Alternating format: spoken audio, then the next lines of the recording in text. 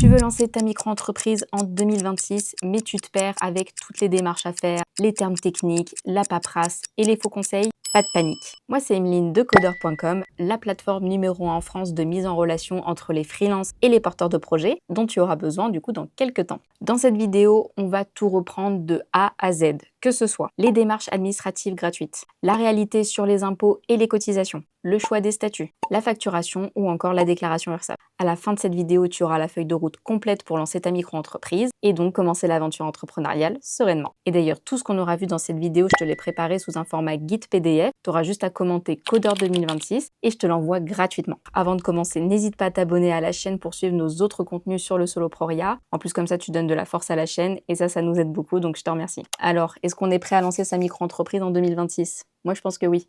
Allez, c'est parti. Alors, première chose à tirer au clair avant de te jeter dans le grand bain. T'entends parler de micro-entreprise, d'auto-entreprise, de statut, de régime, et c'est vraiment pas clair pour toi, et c'est tout à fait normal parce qu'on entend tout et n'importe quoi. Donc là déjà, on va reposer les bases. Une micro-entreprise en 2026, c'est quoi? C'est tout simplement une entreprise individuelle qui bénéficie d'un régime fiscal, social et comptable simplifié. Donc là, tu vas voir, on va reprendre les questions qui reviennent très souvent à ce sujet, une par une. La première, est-ce qu'il y a une différence entre régime et statut lorsqu'on parle de micro-entreprise? La réponse est oui.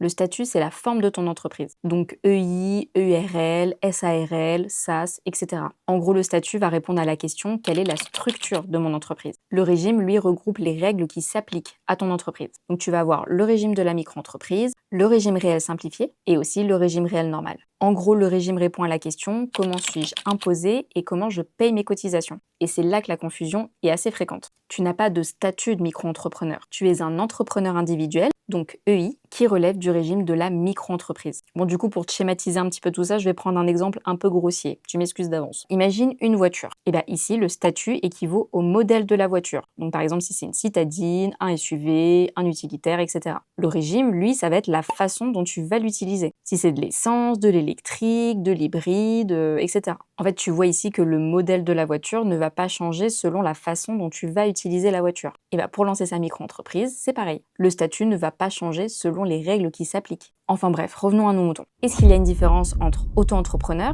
et micro-entrepreneur? Alors non, ces deux termes désignent exactement la même chose, le régime de la micro-entreprise. En fait, pour la petite histoire, auto-entrepreneur était le nom utilisé lors de la création du dispositif en 2009 et c'est en 2016 que le nom officiel est devenu micro-entrepreneur ou régime de la micro-entreprise. Donc tu retiens si tu veux te lancer à ton compte, tu vas avoir un statut juridique qui est entreprise individuelle, ton régime est le régime de la micro-entreprise et tu es un micro-entrepreneur.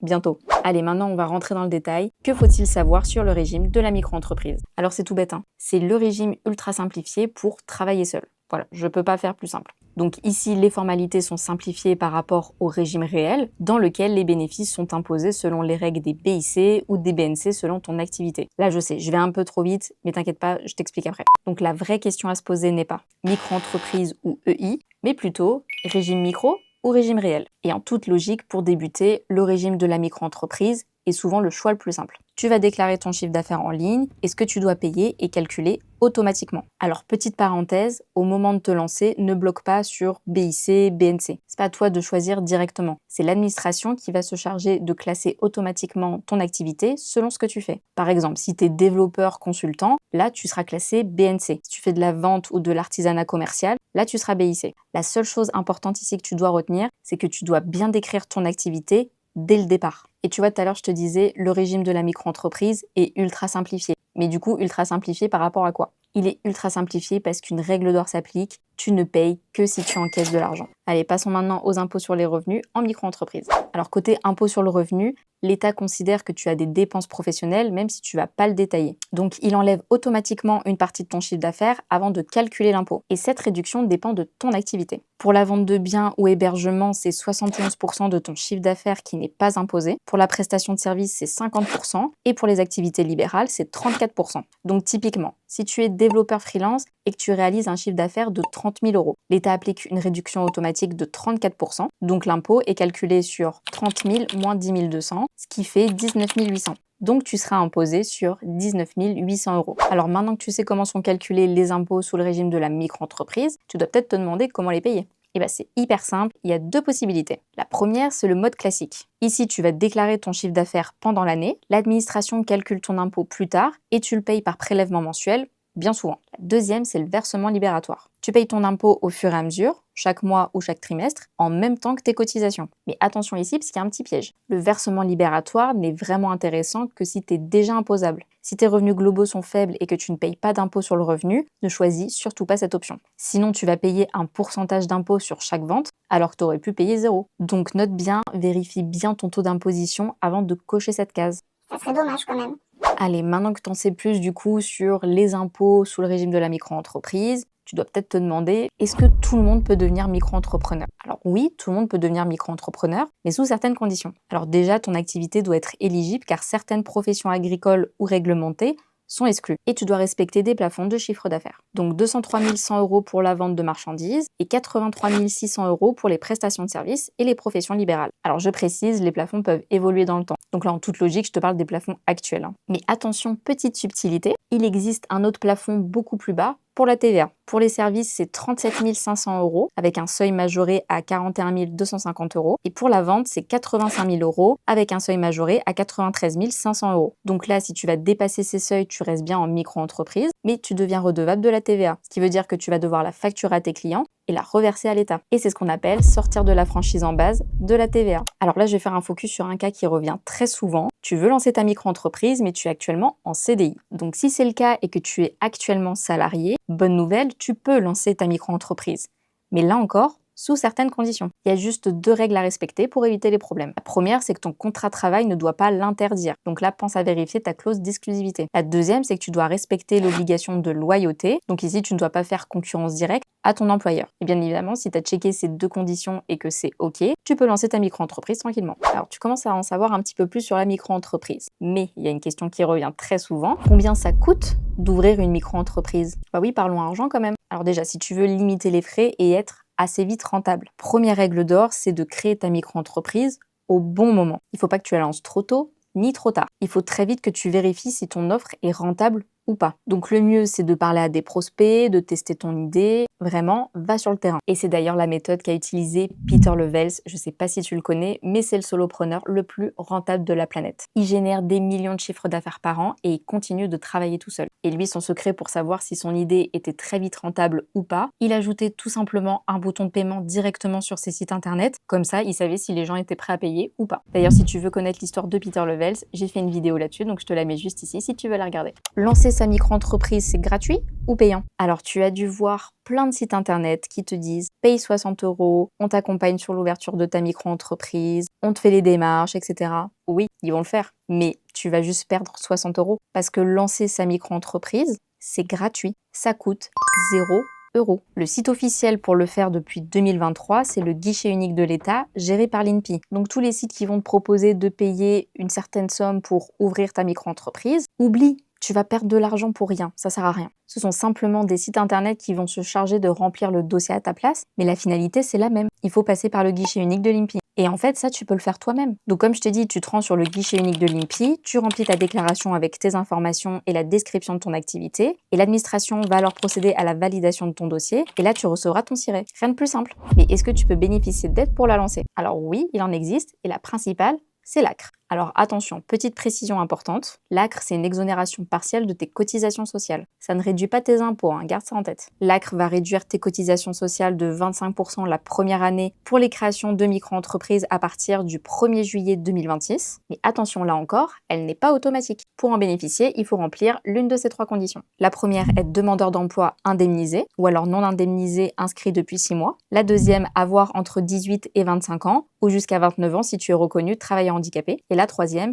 être bénéficiaire du RSA ou de l'ASS. Autre dernière petite condition, bah oui, je sais, il y en a 15 000, mais bon, c'est comme ça. Tu ne dois pas avoir bénéficié de l'ACRE depuis au moins 3 ans. Et dans le cas où tu es éligible, note bien que tu dois faire la demande auprès de l'URSSAF et que tu bénéficies d'un délai de 60 jours après la création de ta micro-entreprise pour la faire. Attention, un petit piège aussi. L'ACRE réduit tes cotisations sociales. Mais comme je te l'ai dit, elle ne réduit pas du tout tes impôts. L'impôt lui reste calculé sur 100% de ton chiffre d'affaires. Donc ne te fais pas avoir avec les calculs, ok? Allez, parlons maintenant côté finance. Combien gagnes-tu réellement en micro-entreprise? Alors là, je vais faire un saut dans le futur. c'est normal, mais je trouve ça quand même important de le savoir avant de te lancer en micro-entreprise, hein. Donc combien gagnes-tu réellement dans ta poche? Parce que tu sais, tout à l'heure, on a parlé du coup des impôts sur le revenu, mais on n'a pas parlé des cotisations sociales. Et alors là, écoute bien parce que le pourcentage prélevé sur ton chiffre d'affaires dépend directement de la nature de ton activité. Pour la vente de marchandises, il faut compter 12,3%. Pour la prestation de services, c'est 21,2%. Pour les professions libérales, c'est 23,2%. Et pour les professions libérales BNC, style développeur, consultant graphiste, c'est 25,6%. Donc là, on va prendre un exemple concret. Tu es développeur, donc BNC. Tu encaisses 1000 € de chiffre d'affaires sur un mois entier. Tu payes 25,6% de cotisation sociale, soit 256 €. Il te reste donc 744 € avant impôt sur le revenu. Et donc pour faire écho à ce que je te disais tout à l'heure, selon ton cas, si tu n'as pas choisi le versement libératoire, tu payes ton impôt sur le revenu plus tard. Et si tu as choisi le versement libératoire, tu ajoutes 2,2% d'impôt, donc ici 22 €, soit 278 € prélevés au total. Le compte est bon.